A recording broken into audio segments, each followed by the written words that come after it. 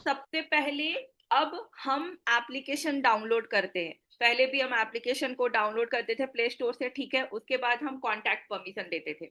अगर आप contact permission नहीं देते हैं तो आप स्क्रीन पे देख रहे हो कि ये कंटिन्यू वाला जो बटन है वो विजिबल नहीं होता।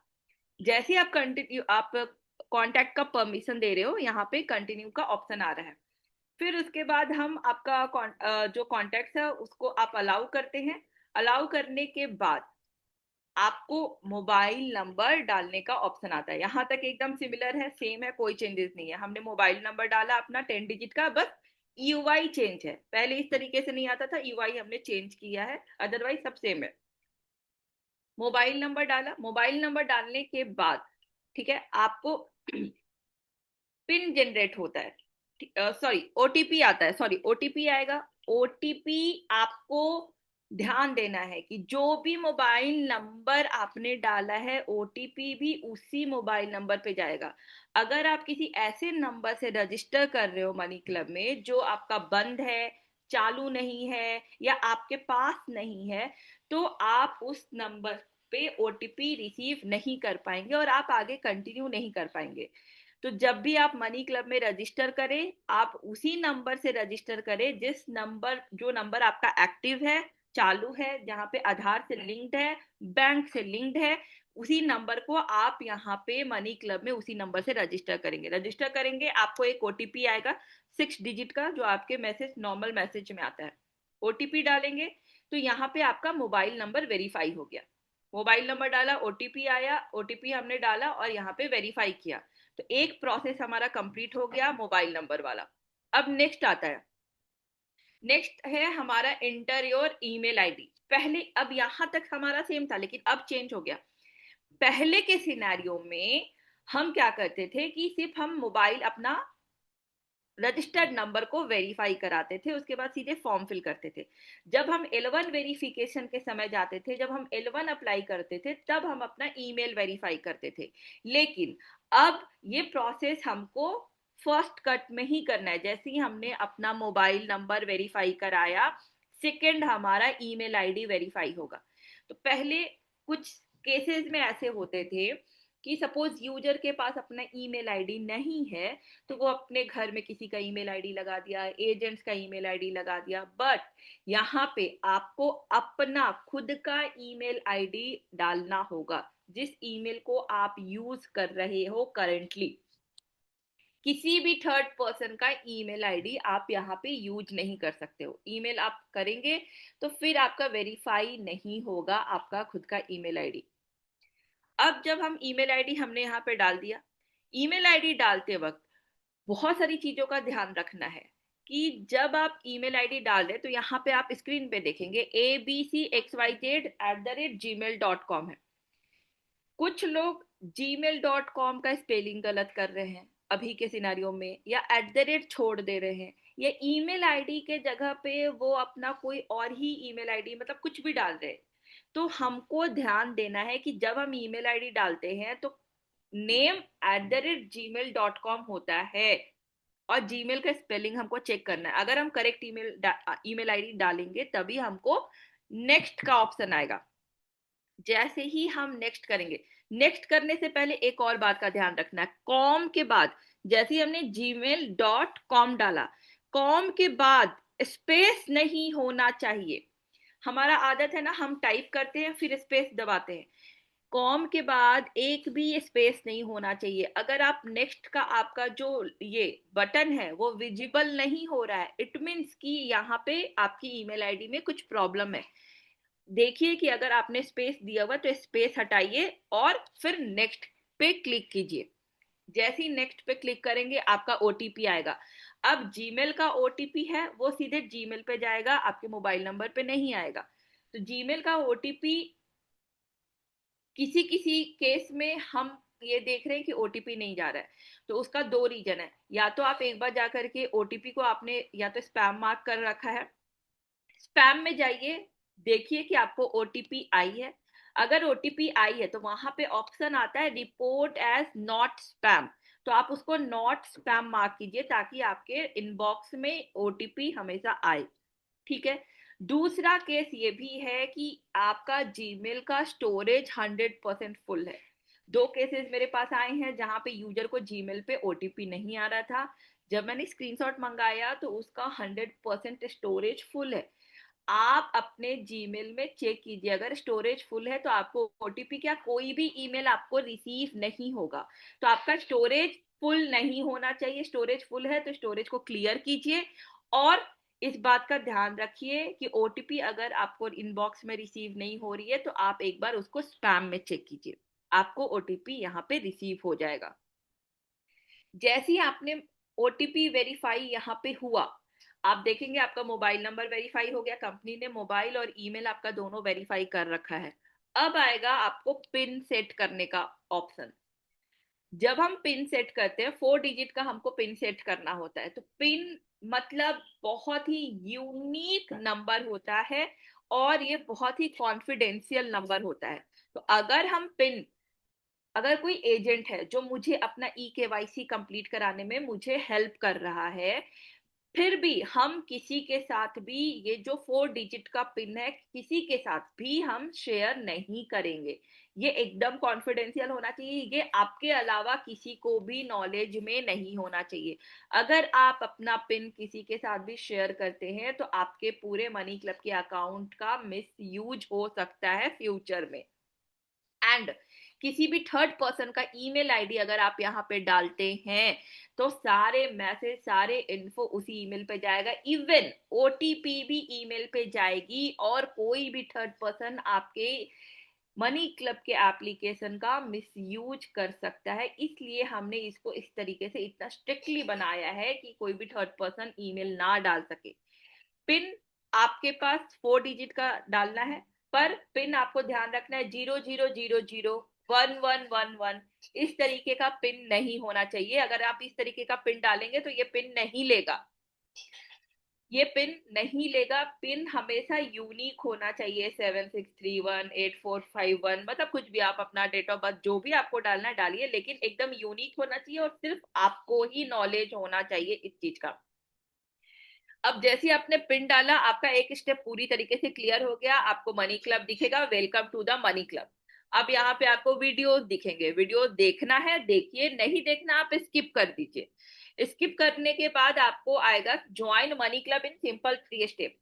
ज्वाइन मनी क्लब आपको करना है, अप्लाई मनी क्लब में करना है, अपना केवाईसी कंप्लीट करना है और क्लब ज्वाइन करना है। अप्लाई नाउ पे हमको क्लिक करेंगे। अप्लाई नाउ पे क्लिक करते ही हमको फॉर्म ओपन हो जाएगा। अब यहाँ पे भी ध्यान देना है, फॉर्म आपको हिंदी में और इंग्लिश में दोनों में दिखेगा, लेकिन फॉर्म जो आप फिल करेंगे वो सिर्फ इंग्लिश में ही फिल कर पाएंगे।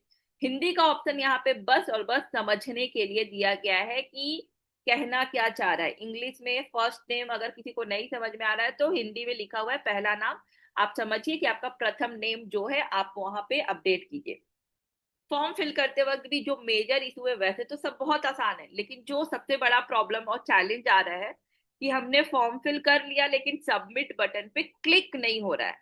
उसका भी एक ही रीजन है, स्पेस। फर्स्ट नेम डाला, फर्स्ट नेम डालने के बाद हमको ध्यान देना है कि स्पेस ना हो, लास्ट नेम डालने के बाद स्पेस ना हो। अब यहाँ पे एक और ऑप्शन आता है, किसी का सिर्फ फर्स्ट नेम ही है, सपोज मेरा नाम है मनीषा, मनीषा ही है, मनीषा के आगे कुछ है नहीं, सिंह कुछ भी नहीं है, तो लास्ट नेम में हम क्या डालें? और ये ऑप्शनल नहीं है, यहाँ पे लास्ट नेम डालना ही है। तो जो आपका फर्स्ट नेम है उसी को आप अपने लास्ट नेम में भी अपडेट करेंगे। तो मतलब अगर मेरा फर्स्ट नेम मनीषा है तो लास्ट नेम भी मनीषा ही होगा। ठीक है। उसके बाद अपना मोबाइल नंबर डालेंगे, सिटी, सिटी में आपको यहाँ पे क्लिक करने का ऑप्शन है, आपको यहाँ पे टाइप नहीं करना है। ध्यान दीजिएगा, यहाँ पे टाइप नहीं करना है, अगर टाइप करेंगे तो एरर बताएगा। आप ऑप्शन में से सिलेक्ट कीजिए आपका क्या सिटी है। ऑक्यूपेशन में सिलेक्ट करना है। अब एक और चीज बहुत इंपॉर्टेंट है, मैं बता रही हूँ। अभी तक लगभग लगभग 1200 हमारे पास ई केवाईसी आए हैं। 1200 में से 153 लीड्स फॉर्म लेवल पे रिजेक्ट हो गई है। 153 लीड फॉर्म लेवल पे रिजेक्ट हो गई है, जिनको ई केवाईसी करने का ऑप्शन ही नहीं आया। 153 लीड्स में से टोटल 79 लीड्स रिजेक्ट होने का रीजन क्या है कि उन्होंने ऑक्यूपेशन में स्टूडेंट डाला है। पहले क्या था, पहले के प्रोसेस में था कि हम फॉर्म फिल करते वक्त स्टूडेंट डाल दिए, इनकम 5,000 डाल दिए, 6,000 डाल दिए, बट मनी क्लब से आपको कॉल आता था, आप वहां पे बताते थे कि मेरा फॉर्म में मैंने गलती से हो गया, मैं 50,000 डाल रहा था, यहाँ पर 5,000 डल गया, नहीं मैं स्टूडेंट भी हूँ लेकिन मैं पार्ट टाइम काम भी करता हूँ, मैं दुकान चलाता हूँ, मेरी वहां से 10-20 हजार की इनकम हो जाती है, तो हम फिर आपके फॉर्म को वेरीफाई करके पायलट क्लब का इनविटेशन दे देते थे, राइट। लेकिन यहाँ पे वो ऑप्शन नहीं है, कुछ भी मैनुअल नहीं है, हम किसी को भी मैनुअल इनवाइट नहीं भेज सकते हैं, किसी के भी फॉर्म को आगे लेके नहीं जा सकते। मतलब अगर आपका फॉर्म रिजेक्ट हो गया और आप बोलो कि इनको मैम बहुत अच्छे लीडर है, बहुत अच्छा काम करना चाहते हैं, इनके पास बहुत बड़ी टीम है, लेकिन इनका फॉर्म रिजेक्ट हो गया है, गलती से 50,000 की जगह पे 5,000 का इनकम डाल दिया, इनको पायलट इनवाइट भेज दीजिए, हम यहाँ से भेज देंगे पायलट इनवाइट, लेकिन वो पायलट इनवाइट एक्सेप्ट ही नहीं कर पाएंगे कभी भी। क्यों? क्योंकि वो सिस्टम उनको रिजेक्ट कर दिया है। और ये पूरा फ्लो जो है, ई केवाईसी का फ्लो जो है, वो एनबीएफसी के द्वारा बनाया हुआ है, तो यहाँ पे कुछ भी मैनुअल नहीं होगा। जिन्होंने, जो 79 यूजर्स ने स्टूडेंट डाला ऑक्यूपेशन में, वो रिजेक्ट है। रिजेक्ट का मतलब रिजेक्ट उनका कुछ नहीं हो सकता, उनको ना ही हम मैनुअली पायलट क्लब का इनवाइट भेज सकते हैं, ना ही वो यूजर जा करके अपना फॉर्म में एडिट कर सकता है, फॉर्म एडिटेबल नहीं है, और ना ही हम इनको कोई मैनुअली इनवाइट भेजेंगे। तो फॉर्म फिल करते वक्त जो भी एजेंट है, उस बात का खास ध्यान रखना है कि जिसको भी आप फॉर्म फिल करवा रहे हो, मेक श्योर करना है कि ये सारे डिटेल्स वो सही तरीके से फिल करे। अगर वो सही फिल नहीं करेंगे तो फिर हमारा ही फॉर्म रिजेक्ट होगा, और कंपनी के एंड से कुछ भी नहीं होगा। जो फॉर्म यहाँ पे रिजेक्ट हो रही है, जो ई केवाईसी फेल हो रही है, यहाँ से हम कुछ नहीं कर पाएंगे। तो ध्यान देना है, ऑक्यूपेशन में स्टूडेंट सेलेक्ट नहीं करना है। अगर आप हाउसवाइफ हो चलेगा, आप हाउसवाइफ करोगे, हाउसवाइफ चलेगा, स्टूडेंट मनी क्लब में नहीं ज्वाइन कर सकता है। आरबीआई के गाइडलाइंस के थ्रू, मतलब हिसाब से, कोई भी स्टूडेंट इस तरीके के प्लेटफॉर्म को ज्वाइन नहीं कर सकता है, ठीक है। अब ऑर्गेनाइजेशन नेम आता है, ऑर्गेनाइजेशन नेम में हम सपोज किराना दुकान है तो हम किराना स्टोर लिख देते हैं, पर आपको ध्यान देना है कि किराना, हर किराना स्टोर का कुछ ना कुछ नाम होता है, नाम डालिए। टीचर है तो किसी स्कूल में पढ़ाते हैं, आप यहाँ पे स्कूल का नाम डालिए, या होम ट्यूटर है तो होम ट्यूटर डालिए। Amount you want to contribute per month, ये है कि आप अगर मनी क्लब में जुड़ते हैं तो कितने रुपए आप रोटेट कर सकते हैं हर महीने।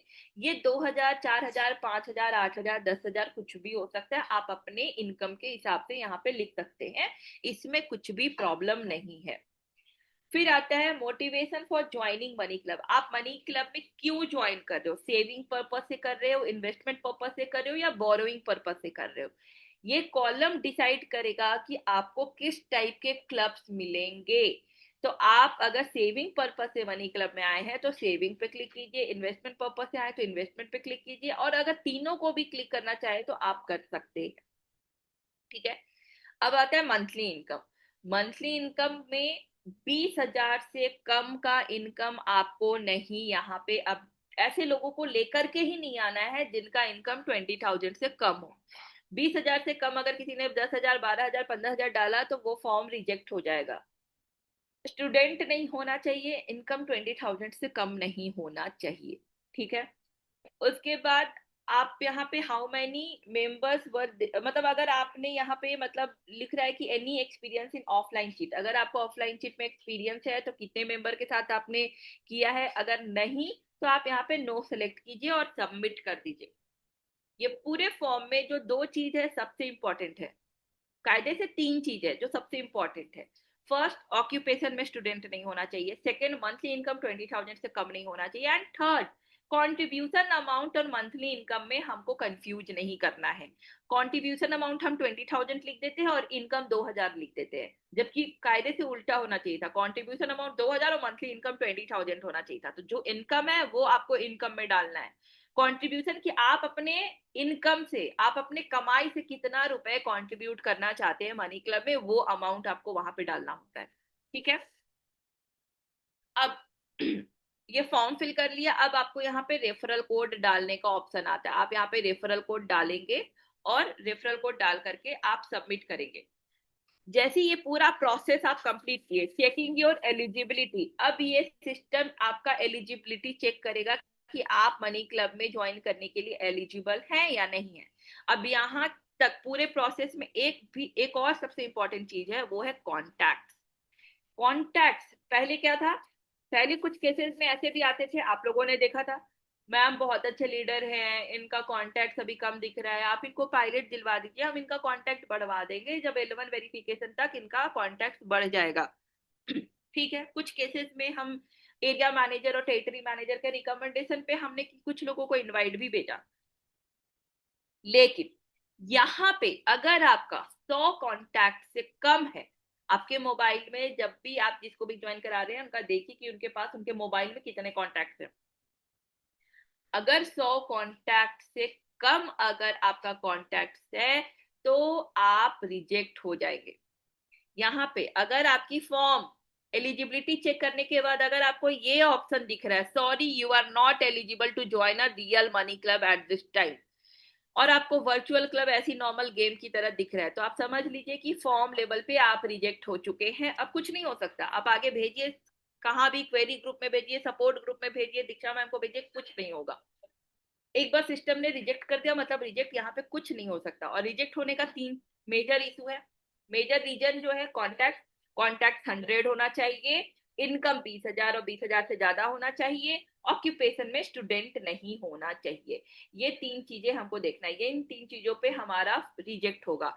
ये अगर ये तीनों चीजें क्लियर है तो हमारा 99.99% ये चांसेस है कि हमारा यहाँ पे एलिजिबिलिटी हम आगे पास हो जाए। ठीक है। अगर आप पास हो जाते हैं तो आपको इस तरीके से दिखेगा स्क्रीन पे, congratulation you are eligible to proceed further. अब आपको वो पूरा स्टेप्स दिखेगा ई केवाईसी कंप्लीट करने का। सबसे पहले ई केवाईसी फी पे करना है, सेकेंड है पैन वेरीफाई करना है, फिर वेरीफाई आधार करना है थ्रू ओटीपी, सेल्फी लेना है, फिर बैंक अकाउंट वेरीफाई करना है। अगर आपको कोई भी प्रॉब्लम आ रहा है ई केवाईसी करने में, मैम हमको नहीं समझ में आ रहा है या हम फंस गए हैं, तो यहाँ पे एक वीडियो है जिसको आप देख सकते हैं और देख के इस वीडियो पे समझ सकते हैं कि ई केवाईसी कैसे करना है। पहले वीडियो देख के समझिए, उसके बाद आप प्रोसीड पे क्लिक कीजिए। प्रोसीड पे क्लिक करेंगे तो ये पूरा पेज डीजीओ पे जाएगा आपको, फिर वहां से आप अपना यहाँ पे वेरिफिकेशन कर सकते हैं, ई केवाईसी कर सकते हैं। अब अब आता है, ये पूरा फॉर्म लेवल का था, फॉर्म लेवल का मैंने बता दिया। अब आते हैं ई केवाईसी। जब हम ई केवाईसी कंप्लीट करेंगे तो एक सेकेंड,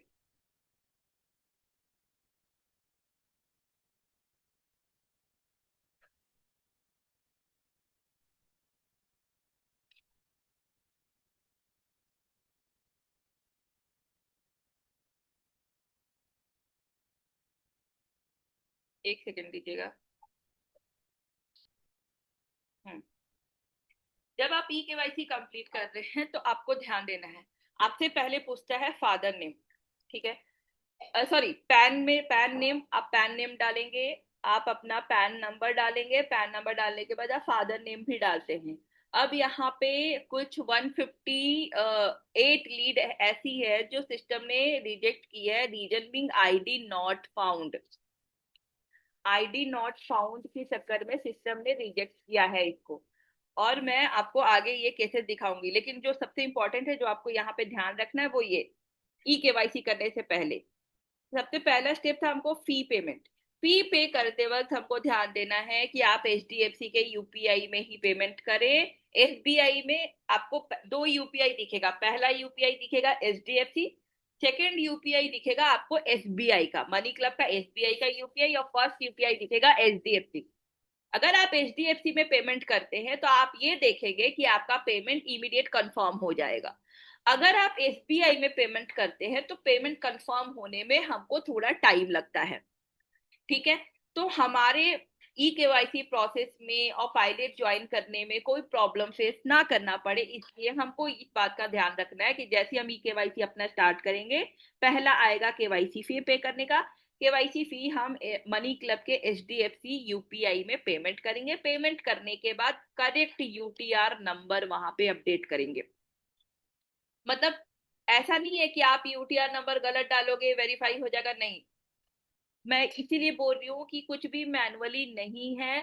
हमको ध्यान देना है कि हम 80 रुपया न्यू यूजर्स के लिए 80 रुपीज का ई केवाईसी फी है। आपको जो ई केवाईसी फी पे करना पड़ता है वो 80 रुपीज का पे करना होता है न्यू यूजर्स के लिए। 80 रुपीज का ई केवाईसी फी पे करना है एचडीएफसी यूपीआई पे। उसके बाद हमको यूटीआर नंबर अपडेट करना है ऐप में। ऐप में ई केवाईसी जब आप जहां पे प्रोसेस कर रहे हैं वहां पे 12 डिजिट का यूटीआर नंबर आप अपडेट करेंगे। ठीक है, उसके बाद आगे बढ़ जाइए। आपको वहां पे वेट करने का ऑप्शन नहीं है। पुराने यूजर को क्या है कि आप यूटीआर डालिए, 5 मिनट वेट कीजिए, पेमेंट कंफर्म होगा तभी आप आगे बढ़ पाएंगे। लेकिन न्यू यूजर के लिए आपको वेट करने की जरूरत नहीं है। आपने यूपीआई अब पे पेमेंट किया 80 रुपया का, यूटीआर नंबर डाला और आगे आप बढ़ जाओ। आगे आपको फिर आता है आपका पैन, आपका verify, pan verify. But pan verify करने से पहले सबसे इंपॉर्टेंट, बहुत सारे ऐसे भी केसेस आए हैं, डेली के इवेंट में देख रही हूँ 3 से 4 डेली के केसेस आ रहे हैं। वो केसेस की उनका पूरा ई केवाईसी कंप्लीट हो गया, उनका पैन वैलिडेट हो गया, उनका आधार वेरीफाई हो गया, उनका सेल्फी केवाईसी हो गया, उनका बैंक वेरीफाई हो गया, सारे कुछ प्रॉपर कंप्लीट होने के बाद बावजूद लास्ट में ई केवाईसी यहाँ पे फेल दिखा रहा है, एनबीएफसी रजिस्टर्ड नो दिखा रहा है। रीजन, रीजन ये है कि वो जो यूजर है उनका एज 21 साल से कम है। 2004 से पहले वाले यूजर्स को ही आपको यहाँ पे ज्वाइन कराना है। 2004 के बाद जो भी यूजर है जिनका भी डेट ऑफ बर्थ है 2005, 6, 7 में, उन लोगों को मनी क्लब ज्वाइन नहीं कराना है। पहले हम पुराने फ्लो में हम 18 वर्ष के यूजर को भी मनी क्लब ज्वाइन करा देते थे, पायलट क्लब खिलवा देते थे, 6,000 का क्लब तक ज्वाइन करा देते थे। लेकिन एनबीएफसी फ्लो में एक नियम है, एक रूल्स बने हैं कि 21 साल से कम उम्र वाले इस फ्लो में नहीं आ सकते हैं। तो हमको ध्यान रखना है, उसको गवर्नमेंट जो हमारा एनबीएफसी फ्लो है वो उनको वेरीफाई ही नहीं करेगा। तो हम पूरा फॉर्म फिल करवाएं और हमारा एनबीएफसी रिजेक्ट हो जाए तो फायदा नहीं है, टाइम वेस्ट है। तो हम ऐसे लोगों को मनी क्लब में ज्वाइन नहीं कराएंगे। यूजर जो भी जिसको भी आप मनी क्लब में लेके आ रहे हैं उसका डेट ऑफ बर्थ 2004 और 2004 से पुराने होने चाहिए, उससे बाद के नहीं होने चाहिए। 21 साल, कम से कम 21 साल, एक दिन भी होगा चलेगा, लेकिन 20 साल, और आप समझ लीजिए कि उसके 21 साल में 2 दिन भी कम है तो भी रिजेक्ट हो जाएगा। कि हम फॉर्म लगा देते हैं, 21 साल तो 2 दिन बाद होने वाला है, तब भी फॉर्म रिजेक्ट हो जाएगा। तो हमको ध्यान देना है ये पे। और दूसरा, मैं देख रही हूँ 78 साल 80 साल के भी लोग मनी क्लब में जुड़े हुए हैं, उनका पैन कार्ड लगा करके उनके प्रोफाइल पे उनके बेटे और उनके भाई कोई भी उसका यूज कर रहे हैं, अकाउंट को यूज कर रहे हैं। बट इस फ्लो में आप ऐसा नहीं कर पाएंगे। आप 70 साल से ज्यादा और 21 साल से कम लोग यूजर को आप मनी क्लब में लेके नहीं आएंगे। जिसका एज 21 साल से कम है और जिसका एज 70 साल से ज्यादा है, उस टाइप के यूजर्स को हम मनी क्लब में ज्वाइन नहीं कराएंगे। अगर हम मनी क्लब में ज्वाइन कराते हैं, प्रोसेस कंप्लीट करवाते हैं, तो भी उनका एनबीएफसी रिजेक्ट हो जाएगा। ठीक है, अब आते हैं पैन में। बहुत इंपॉर्टेंट है, ये भी मैं आपको बता रही हूँ क्योंकि ये केसेस बहुत मतलब बड़ा है। लाइक आप समझेंगे तो कल तक टोटल 1100 ई केवाईसी थे। 1100 में से लगभग लगभग 82 और 23 कितना होता है, लगभग लगभग आप समझ लीजिए कि हाँ 110 120 ऐसे लीड्स है जो आईडी नॉट फाउंड आ रहे हैं और डिटेल मिसमैच आ रहे हैं। अब आपने ये नोटिस किया होगा कि आपका पैन में डिटेल मिसमैच है, मतलब कुछ स्पेलिंग मिस्टेक कर दिए हो आप, ठीक है, स्पेलिंग मिस्टेक कर दिया, बट हम देखते थे कि मान लीजिए दीक्षा सिंह नाम है मेरा, ठीक है, मैंने मेरे पैन में दीक्षा सिंह है और मैंने अब जब अप्लाई किया तो मैंने दीक्षा की जगह पे एच के बाद ए भूल गई गलती से, DIKSH डाला और SINGH डाल दिया। अब सिस्टम ने वहां पे NSDL के वेबसाइट पे चेक होता है ये पूरा जो हमारा जितने भी पैन आते हैं, अब वहां पे दिखा कि हाँ इस नाम से तो है और पैन भी हमारे डेटाबेस में तो है, लेकिन डिटेल मैच नहीं हो रहा है, मिसमैच है। फिर हम इसको मैनुअली चेक करते थे, अभी तक L1 में करती, मैं इसको मैनुअली चेक करती कि हाँ ठीक है मतलब सब कुछ सही है, बस एक ए छूट गया है, तो मैंने उसको पास कर दिया, मैनुअली उसको वेरीफाई कर दिया कि ये बाई मिस्टेकली यूजर के एंड से ये प्रॉब्लम हो गया है, आगे बढ़ जाते हैं। यहाँ पे हुआ डिटेल मिसमैच की कुछ स्पेलिंग मिस्टेक हो गया, या फिर मेरा नाम है दीक्षा कुमारी सिंह, पैन में दीक्षा कुमारी सिंह है, ठीक है, और मैंने यहाँ पे अप्लाई करते वक्त मैंने यहाँ पे मेंशन कर दिया दीक्षा सिंह। अब दीक्षा सिंह से तो पैन दिख रहा है उनके डेटाबेस में, NSDL के डेटाबेस में दिख रहा है, बट कुमारी नहीं है, यहाँ पे मैंने नहीं डाला है, तो डिटेल मिसमैच करके वो हमको बता देंगे, तो हम उसको चेक करके हम वेरीफाई कर देते थे। लेकिन यहाँ पे NBFC फ्लो में मैनुअली कुछ नहीं है, हमारे हाथ में कुछ नहीं है, हम अभी कुछ भी नहीं कर रहे, ठीक है। तो अगर उनके डेटाबेस में डिटेल मिसमैच आया है तो पैन में आपको 3 अटेम्प्ट करने का आता है। पहला अटेम्प्ट किया, डिटेल मिसमैच आया, तो आप देखिए कि गलती क्या किया। मैं कल जैसे देख रही थी, एक लेडी थी रजनी, अब उनका नाम है पैन में RAJANI, उन्होंने अप्लाई करते वक्त डाला RAJNI, डिटेल मिसमैच आ गया, दोबारा भी उन्होंने रजनी ही डाला। तो जब हम पैन पैन वेरीफाई कर रहे हैं तो हमको ध्यान देना है कि मेरा जो एग्जैक्ट पैन में जो नाम है हमको वही पैन नेम हमको डालना है। अब एक और ऑप्शन था, एक और में डिटेल मिसमैच आया, किसी का नाम था राहुल कुमार चौहान, ठीक है, पैन में उसका नाम है चौहान राहुल कुमार, उसने डाला राहुल कुमार चौहान, अब वहां पे डिटेल मिसमैच आ गया। जब आप देख रहे हो कि आपके पैन में जो नेम लिख के आया हुआ है वो है चौहान राहुल कुमार, तो आप यहाँ पे राहुल कुमार चौहान क्यों लिख रहे हो, डिटेल मिसमैच है। तो उनके पास अटेम्प्ट बचा हुआ था, हमने उनको अटेम्प्ट दिया, उन्होंने फिर चौहान राहुल कुमार किया और उनकी पैन वैलिडेट होके आगे बढ़ गई।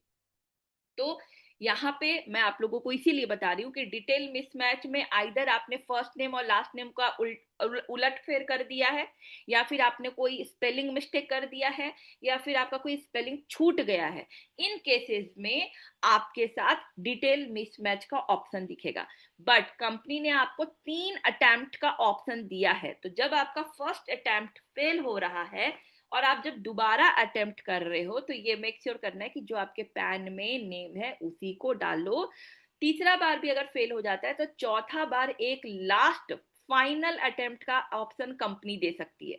3 अटेम्प्ट आपके पास है, 3 अटेम्प्ट अगर आपने तीनों को आपने फॉल कर दिया, मतलब फॉल्स हो गए आपके, तीनों यूज कर लिया, तो चौथा अटेम्प्ट आपको कंपनी से मिल सकता है, लेकिन वो फाइनल अटेम्प्ट होगा। उसके बाद भी अगर आपका फेल हो गया वहां पे पैन, तो फिर आप फिर सिस्टम में वहीं पे आप रुक जाएंगे, आपका जर्नी वहीं पे रुक जाएगा, आप आगे कंटिन्यू नहीं कर पाएंगे, ठीक है।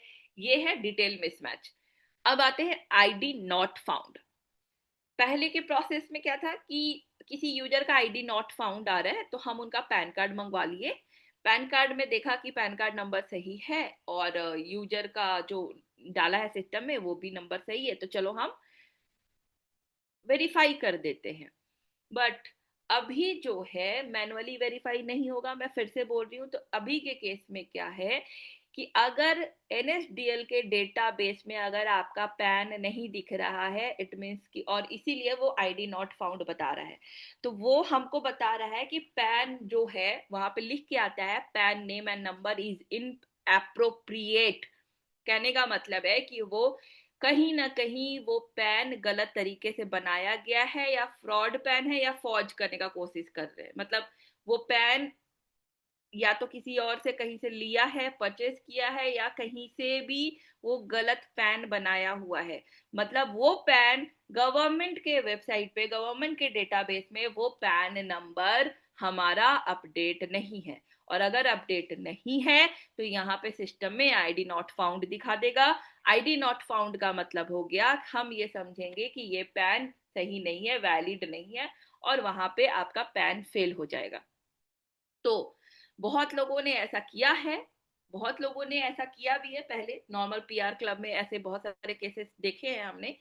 बट यहाँ पे नहीं होगा। अगर आप जेन्युइन आपका पैन कार्ड है तो ही लगाइए। अगर आपने किसी चीज के लिए, किसी गेमिंग के लिए, या किसी थर्ड, मतलब कुछ भी रीजन की वजह से अगर आपने गलत पैन बनवाया है, कोई यूजर ने गलत पैन बनवाया है, तो वो अब वेरीफाई नहीं होगा। या तो आप देख रहे हैं फर्स्ट अटेम्प्ट किया, आईडी नॉट फाउंड आ गया, तो फिर आप अपना करेक्ट पैन बनवाइए, तभी आप यहाँ पे लगाइए, नहीं तो मत लगाइए, क्योंकि कोई फायदा नहीं है। अगर आईडी नॉट फाउंड आ रहा है मतलब कि सिस्टम, जो गवर्नमेंट का जो डेटाबेस, वो बोल रहा है कि ये डेटा, ये नंबर, ये पैन नंबर हमारे डेटाबेस में मौजूद नहीं है, हम इसको फाइंड नहीं कर पा रहे। तो फिर यहाँ पे कंपनी कुछ नहीं कर पाएगी। डिटेल मिसमैच के पास ऑप्शन है कि हाँ, उनके सिस्टम में है, आप इसको ठीक कर सकते हैं। आपके पास अटेम्प्ट है, 3 अटेम्प्ट है, आप 3 अटेम्प्ट में जाकर के इसको ठीक करके अपना आगे बढ़ जाइए। तो पैन में ध्यान देना होगा, और पैन में सबसे ज्यादा लोग फंस रहे हैं। ठीक है। फादर नेम, जब हमको पैन नेम, पैन नंबर, उसके बाद फादर नेम आता है, उसके बाद हमको सबमिट पे क्लिक करना है। फादर नेम में भी एक ऑप्शन है, एक जो प्रॉब्लम आ रहा है वो ये है कि या तो फर्स्ट में हम स्पेस दे रहे हैं, या तो लास्ट में हम स्पेस दे रहे हैं। दो लोगों का मैंने मतलब गूगल मीट पे करवाया है, तो एक का था कि फर्स्ट में स्पेस देख करके फादर का नाम लिखा, तो पहले में अगर स्पेस आ रहा है, अगर दिख, यहाँ पे लिख रहा है, एरर आ रहा है, फादर नेम डालने के बावजूद अगर आपको दिख रहा है कि एरर है, या फिर लिख रहा है कि ये पैन फादर नेम आप वैलिड फादर नेम डालिए, तो आप समझ लीजिए कि आपने जो फादर नेम डाला है वो कहीं ना कहीं पे उसमें स्पेस आ रहा है। पहले में अगर स्पेस है, स्पेस रिमूव कीजिए। लास्ट में फादर नेम के बाद अगर स्पेस आ रहा है तो स्पेस रिमूव कीजिए। स्पेस जैसी रिमूव करेंगे आपको सबमिट हो जाएगा। तो बहुत छोटी छोटी चीजें हैं जो हमको ध्यान देना है। पैन के बाद आता है आपका आधार। आधार जिसका डीजीओ नहीं है, मेक श्योर कीजिए कि आप अपना डीजीओ में अकाउंट बना ले, ताकि आपका आधार इजिली वेरीफाई हो सके। और पैन में जो आपका नेम है वही आधार में होना चाहिए। आधार में वैसे 99% आधार अप्रूव हो रहे हैं, आधार में कोई प्रॉब्लम नहीं आ रहा है। प्रॉब्लम आ रहा है बैंक अकाउंट में। आधार नेम सिंपल है, डीजीओ में आप अपना अकाउंट बनाइए, आधार नंबर डालिए, ओटीपी आएगा, ओटीपी वेरीफाई कीजिए, और आपको फिर सेल्फी आएगा, सेल्फी केवाईसी कीजिए। सेल्फी केवाईसी करते वक्त एक प्रॉब्लम है, बट वो हमारे एंड से नहीं है, वो भी डीजीओ की तरफ से ही प्रॉब्लम है। ये भी जो ब्लैक स्पॉट आ रहा है नीचे में, हमको बटन पे, किस बटन पे क्लिक करना है वो हमको नहीं दिखता है कुछ सेल्फी केवाईसी में। तो अभी के लिए तो आपको ये ध्यान देना है एजेंट्स को कि राइट साइड पे क्लिक करके हमको आगे बढ़ जाना है सेल्फी केवाईसी में। बट उसको हम डीजीओ से बात कर रहे हैं, उसको रेक्टिफाई करने का कोशिश कर रहे हैं, वो हमारे एंड से प्रॉब्लम है सेल्फी केवाईसी वाले में। लेकिन मैं देख रही हूँ इसमें एक बंदा फंसा है अभी तक, बाकी सब निकल चुके हैं। एक बंदा सेल्फी केवाईसी में अभी भी फंसा हुआ है, बाकी सब निकल गए हैं, आगे बढ़ गए हैं। ये इतना बड़ा प्रॉब्लम तो नहीं है, बट हाँ, इसको सॉल्व करने का कोशिश कर रहे हैं। और आधार भी कोई बहुत बड़ा प्रॉब्लम नहीं है। आधार में मैं देख रही हूँ कि 99% लोग आधार वेरीफाई हो जा रहे हैं। मेजर जो प्रॉब्लम है वो है बैंक अकाउंट में। नाम है मेरा दीक्षा सिंह, बैंक अकाउंट मैंने लगाया है सृष्टि इंडस्ट्रीज। नाम मेरा दीक्षा सिंह है, बैंक अकाउंट लगाया है मैं मोनी यादव। मतलब ये कैसे, मतलब इतना इलॉजिकल, मतलब हम कैसे बन सकते, मुझे नहीं आइडिया है। जब हमको पता है कि पुराने फ्लो में भी अगर आपका सेम यूपीआई नहीं हो रहा था तो कंपनी रिजेक्ट कर रही थी, तो एनबीएफसी फ्लो में जहां पे पूरा वेरिफिकेशन आपका गवर्नमेंट वेबसाइट के थ्रू हो रहा है, गवर्नमेंट के थ्रू हो रहा है, जहां पे मनी क्लब के हाथ में कुछ नहीं है, नथिंग। मैं चाह करके भी किसी का भी कुछ भी वेरीफाई नहीं कर सकती। सिर्फ मेरे पास एक ऑप्शन है रीसेट करने का, कि अगर आपके पास अटेम्प्ट बचा हुआ है तो कंपनी मैं रीसेट कर दूंगी, आप जाकर के उसको एक बार और ट्राई कर सकते हैं। मैं अटेम्प्ट दे सकती हूँ, बाकी मेरे हाथ में कुछ नहीं है। मैं कुछ भी नहीं कर सकती, पायलट क्लब इनवाइट भी नहीं दे सकती। तो हमको पता है कि हम एनबीएफसी फ्लो में आ रहे हैं, जहां पे आपका आधार, पैन और बैंक नेम मैच होना चाहिए, उसके बावजूद हम ये गलती कर रहे हैं। आप किसी भी फर्म का नेम यहाँ पे, फर्म का अकाउंट यहाँ पे ऐड नहीं कर सकते। आपका फर्म का अकाउंट यहाँ पे ऐड नहीं होगा, आपका यहाँ पे जॉइंट अकाउंट ऐड नहीं होगा, आपका यहाँ पे किसी एजेंट का अकाउंट ऐड नहीं होगा, किसी भी वाइफ का अकाउंट ऐड नहीं कर सकते, हस्बैंड अपने वाइफ का, वाइफ अपने हस्बैंड का, बच्चे अपने फादर मदर, किसी का भी ब्लड रिलेशन है तो भी आप बैंक अकाउंट यहाँ पे ऐड नहीं कर सकते। अगर ऐड करेंगे तो फजी मैच में नॉट मैच्ड आएगा, और आपका ई केवाईसी सब कुछ सही है, पैन सही है, आधार सही है, सेल्फी सही है, फी कंफर्म्ड है, फॉर्म सारा सही है, लेकिन अब बैंक अकाउंट के चक्कर में आपका एनबीएफसी रजिस्टर्ड फेल हो गया। तो हमको, अगर मेरा नाम दीक्षा सिंह है तो बेनिफिशियरी नेम आता है, आप लोगों को पता होगा बैंक अकाउंट में बेनिफिशियरी नेम आता है, तो बेनिफिशियरी नेम में भी मेरा नेम दीक्षा सिंह ही दिखना चाहिए, और कुछ नहीं। अब एक और है, Diksha Singh daughter of father name, खत्म। वहां पे वो मैच कर रहा है कि दीक्षा सिंह, उसके आगे जो भी दिख रहा है वो बोल रहा है कि ये इनका 50% मैच हो रहा है, 50% मैच नहीं हो रहा है। तो हर जगह ना एक एल्गो लगा रहता है कि इतना 70% 80% मैच होना चाहिए, तो वो रिजेक्ट कर रही है, सिस्टम उसको रिजेक्ट कर रही है। तो हमको बेनिफिशियरी नेम में अगर son of, daughter of, wife of, तो ये सब जब आ रहा है तो आप उसको चेंज कीजिए। आपको पता है कि आपका ज्वाइंट अकाउंट है, या फिर आपका बेनिफिशियरी नेम में son of, daughter of, wife of जो भी आ रहा है उसको चेंज कीजिए। अगर आप उसको करेंगे तो फिर चांसेस है कि आपका बैंक अकाउंट फेल हो जाएगा। तो बैंक अकाउंट एकदम बेनिफिशियरी नेम जो है वो वही आधार नेम में, वही पैन नेम में एकदम 100% मैच होना चाहिए। ठीक है, तो इस बात का ध्यान रखना है। और बैंक अकाउंट में ये भी है, आप लोग मतलब एजेंट का मतलब एकदम अलग ही, दीक्षा सिंह और मोनी का कोई लेना देना नहीं है, मतलब हम कुछ भी यूपीआई और कुछ भी बैंक अकाउंट डाल रहे हैं, तो वो हमको नहीं करना है। मैं आपको दिखाती हूँ, मैं एक सेकंड दिखाती हूँ कैसे है।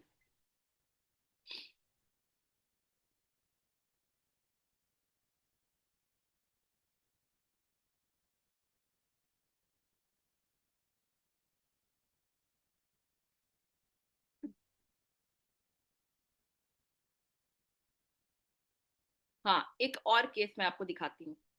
इस ये जो मैंने यहाँ पे जो मैंने हाईलाइट किया है, Ranveer Singh Chauhan, Ranveer no space, Singh no space, Chauhan. तो सिस्टम इसको फर्स्ट नेम मान रही है, स्पेस नहीं होने की वजह से इन्होंने लास्ट नेम में नल डाल दिया, लास्ट नेम में कुछ नहीं डाला, सारा फर्स्ट नेम में ही डाल दिया, रणवीर सिंह चौहान। अब इनके पैन में भी यही है, पैन में भी यही है, इनका लास्ट नेम नहीं है, रणवीर सिंह चौहान। तो अब ये इसको पैन में फर्स्ट नेम ही ले रहा है, लास्ट नेम इनका है ही नहीं। ठीक है, आधार में है इनका रणवीर स्पेस सिंह स्पेस चौहान। ठीक है, और बैंक में देखिए, तो यहाँ पे आधार जो है इनका, आधार दिख रहा है, सिस्टम बोल रहा है कि मैच नहीं कर रहा है, आधार रणवीर स्पेस सिंह स्पेस चौहान के चक्कर में आधार इनका मैच नहीं हुआ, ना ही इनका बैंक मैच हुआ। तो हमको ध्यान देना है कि फर्स्ट नेम लास्ट नेम के बीच में स्पेस है, और अगर नहीं है, अगर मेरे पैन में फर्स्ट नेम लास्ट नेम के बीच में स्पेस नहीं है, तो हमारे आधार और बैंक में भी स्पेस नहीं होना चाहिए, बिल्कुल भी नहीं होना चाहिए। अब यहाँ पे देखिए, एक है केस मेघराज चौधरी, MEGRAAZ चौधरी। ठीक है, पैन में भी पैन इनका वैलिडेट हो गया, क्योंकि पैन में भी MEGRAAZ चौधरी, मेघराज चौधरी है। ठीक है, अब यहाँ पे आते हैं,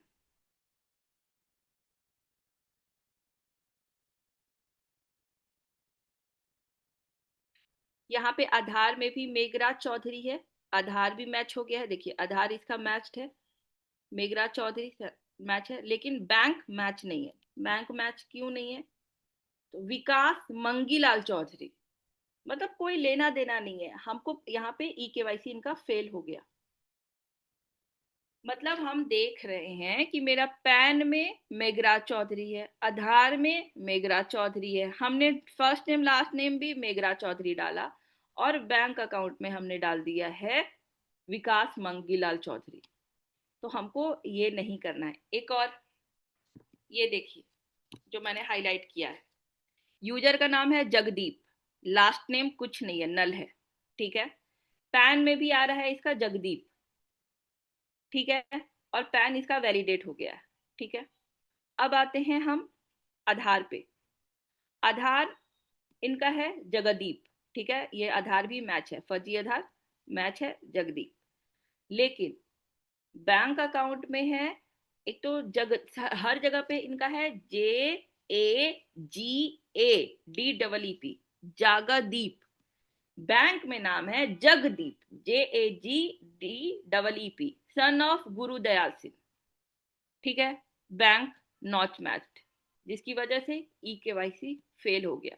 तो बहुत हमको छोटी छोटी चीजें हैं जो हमको ध्यान देना है, जो हमको ध्यान देना है, जिसपे हमको गलती नहीं करना है। एक और केस देखते हैं लास्ट, नाम है अमीरुल्लाह। ये केस मेरे पास कल आया भी था, किसी ने भेजा था, जिनके पास भी था वो देख सकते हैं। अमीरुल्लाह नाम है, ठीक है, पैन में भी अमीरुल्लाह नाम है, ठीक है, पैन वैलिडेट हो गया इनका, सही है। आधार नेम अमीरुल्लाह है, आधार मैच्ड हो गया, लेकिन बैंक नहीं मैच हुआ। बैंक क्यों नहीं मैच हुआ? क्योंकि बैंक में इन्होंने डाला है मिसेज सकरूनिसा, नाम है अमीरुल्लाह, बैंक में बेनिफिशियरी नेम आ रहा है मिसेज सकरूनिसा, मतलब वो उन्होंने आइदर अपने वाइफ का आईडी लगा दिया है।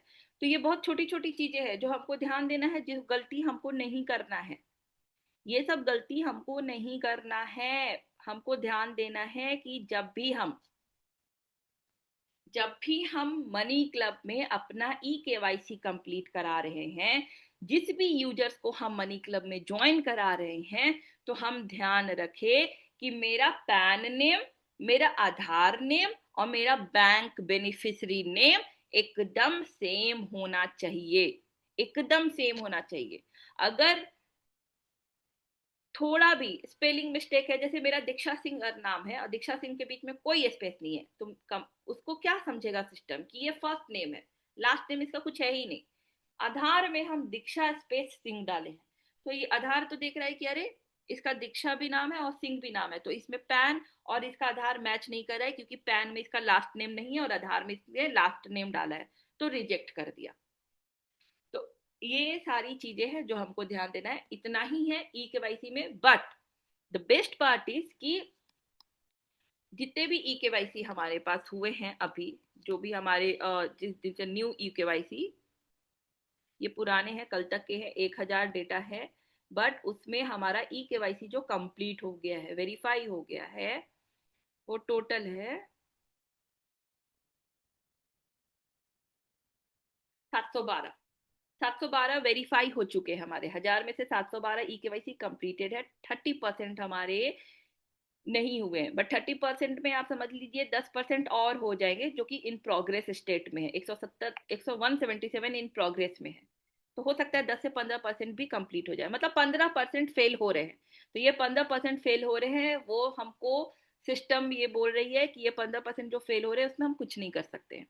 जिसके पास अटेम्प्ट बाकी है वो अपना अटेम्प्ट ले लीजिए, जिसके पास अटेम्प्ट बाकी है, जो अपना, जिसको पता है कि हाँ मेरा पैन सही है, मेरा आधार सही है, मेरे को रीअटेम्प्ट करके अपना सुधार करना है, आप कर लीजिए।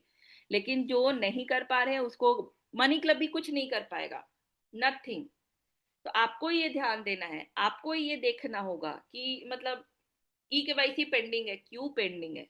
और हाँ, अगर जिसको भी एप्लीकेशन में दिखता है ना ई केवाईसी अप्रूवल पेंडिंग, जिसको भी वो दिख रहा है, इट मीन्स आप समझ जाइए कि आपका ई केवाईसी फेल हो गया है। यहाँ पे ई केवाईसी अप्रूवल पेंडिंग का मतलब हमारे पास सिस्टम में वो यूजर फेल दिखता है, ई केवाईसी उनकी फेल हो चुकी है, अप्रूवल पेंडिंग हो रही है। तो तो ये ध्यान देना है। और जिसका ई केवाईसी कंप्लीट हो गया उसको सीधे आपको मनी क्लब एप्लीकेशन में पायलट क्लब का इनवाइट ऑटोमेटिकली मिल जाएगा। आप वहां पे एक्सेप्ट कीजिए, क्लब्स में पार्टिसिपेट कीजिए। 5 दिन का पायलट क्लब कंप्लीट होगा, 5 दिन जैसे ही आपका पायलट कंप्लीट होगा। बट यहाँ पे एक चीज और चेंजेस किए हैं हमने कि अगर मान लेते हैं आप पायलट के 5th राउंड में हैं और पायलट राउंड आपका क्लोज नहीं हुआ है लेकिन आपने पेमेंट कर दिया है, विनर ने आपके पेमेंट को कंफर्म कर दिया है, तो पायलट क्लोज होने का आपको वेट नहीं करना पड़ेगा। जैसे ही 5th राउंड का पेमेंट आपका विनर कंफर्म कर देगा वैसी एटीएल क्लब की इनविटेशन आ जाएगी, एटीएल 6K3DR की इनविटेशन आ जाएगी। आप डायरेक्ट एटीएल क्लब में, एनबीएफसी क्लब में एंटर हो जाएंगे। एनबीएफसी क्लब में एंटर होंगे, जो भी एजेंट है आपके रेफरल जैसी एनबीएफसी के क्लब के 2 राउंड कंप्लीट करेंगे आपको एजेंट पे आउट आ जाएगा, एजेंट रेफरल पे आउट आना स्टार्ट हो जाएगा।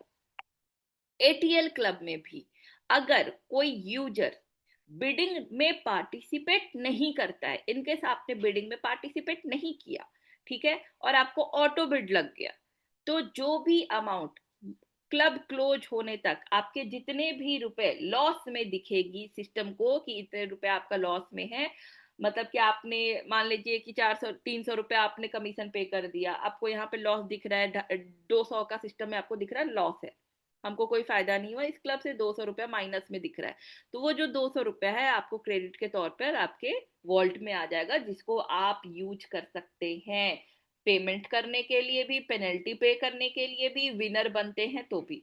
तो हाँ, विनर के लिए ही बेसिकली, विनर बनते हैं तो आप विनर उससे उस अमाउंट से विनर का जो पेमेंट है आप पे कर सकते हैं, पेनल्टी पे कर सकते हैं। पेनल्टी और जो विनर अमाउंट है खैर अब तो सेम ही होता है, एटीएल में एक ही होते हैं, तो आप उसको पे कर सकते हो, मतलब उस क्रेडिट को आप यूज कर सकते हो एटीएल क्लब में। तो मतलब यहाँ पर भी पीआर में जैसा था एटीएल क्लब में वैसा ही है, आपका जो लॉस होगा कंपनी बेयर करेगी, एजेंट को सेकेंड राउंड पे पे आउट मिलेगा। एटीएल क्लब 6,000 के बाद अगर आप 8,000 में जाएंगे तो फिर से एजेंट को पे आउट मिलेगा, 8,000 के बाद चांसेस है कि अब ATL 6K3D, second ATL 8K3D और थर्ड एटीएल 12K3D बनेगा। ये 3 स्क्रीनिंग जोन में रहेंगे। तो अब आपको ये भी देखना होगा कि जो भी यूजर आएंगे पहले 6,000 का ज्वाइन करेंगे, फिर 8,000 का 3 दिन वाला ज्वाइन करेंगे और फिर 12,000 का 3 दिन वाला ज्वाइन करेंगे। जो पहले 10,000 का 7 डे वाला था वो चेंज होके 12,000 का 3 दिन वाला क्लब बन रहा है। तो ये 3 रहेंगे, इस तरीके से आप आगे बढ़ेंगे एटीएल क्लब में। एक और चीज जो मैंने कल आप लोगों को ध्यान बताया भी था कि नॉर्मली क्या होता है पीआर क्लब में कि 3 दिन का क्लब है, आज 3 दिन कंप्लीट हो गया, ठीक है, 1 दिन का कंपनी ग्रेस पीरियड देती है कि 1 दिन वेट करते हैं कि जिसने पेमेंट नहीं किया पेमेंट कर दे, और अगर उस दिन भी वेट, अगर ग्रेस पीरियड में भी अगर उसने पेमेंट नहीं किया तो 5वें दिन क्लब डिफॉल्ट में चली जाती है, डिफॉल्ट हो जाती है। बट एटीएल क्लब में कोई ग्रेस पीरियड नहीं है। तो जो ऐसे यूजर जिनको आदत है लेट पेमेंट करने का, क्लब डिफॉल्ट होने के बाद पेमेंट करने का, तो वो आप समझ लीजिए कि मनी क्लब में डिफॉल्ट ही हो जाएंगे, 100% डिफॉल्ट ही हो जाएंगे, क्योंकि अब ग्रेस पीरियड नहीं है। एटीएल क्लब में कोई ग्रेस पीरियड नहीं मिलेगा, अगर 3 दिन में बिडिंग है तो 3 दिन में बिडिंग होगी ही होगी, अगर 7 दिन में बिडिंग है तो 7वें दिन बिडिंग होगी ही होगी। बस एटीएल क्लब में जो चेंज होते हैं वो ये है कि फ्राइडे और सैटरडे एटीएल में बिडिंग नहीं होती है। क्यों नहीं होती है? क्योंकि सैटरडे संडे बैंक हॉलीडे होते हैं, पेमेंट ट्रांसफर हम विनर को नहीं कर पाते हैं, इसे विनर का एक्सपीरियंस खराब ना हो इस चक्कर में थर्सडे के बाद सीधे संडे को बिडिंग होती है, संडे रात में, ताकि मंडे को हम उनके विनर के बैंक अकाउंट में पैसे इजिली आ जाए। तो ये है एटीएल क्लब और पीआर क्लब में चेंजेस। फ्राइडे और सैटरडे एटीएल में बिडिंग नहीं होगी, संडे को बिडिंग होगी, और संडे को जब अब बिडिंग होगी, संडे को बिडिंग टाइमिंग अगर आप लोगों ने देखा होगा तो शाम को नॉर्मली 6, 6:30, 7 बजे से बिडिंग प्रोसेस स्टार्ट होता है, रात में 10:30, 11 बजे तक भी बिडिंग चलती है। लेकिन अब संडे को बिडिंग जो है वो 3 बजे से स्टार्ट हो जाएगी। 3 बजे से मतलब अगर आप किसी क्लब में पार्टिसिपेट कर रहे हैं और संडे को अगर आपका बिडिंग है तो ध्यान दीजिएगा इवनिंग से पहले आपको 3 बजे भी एप्लीकेशन ओपन करके देखिएगा, ऑल्दो आपको कॉल भी आएगा, व्हाट्सएप पे मैसेज भी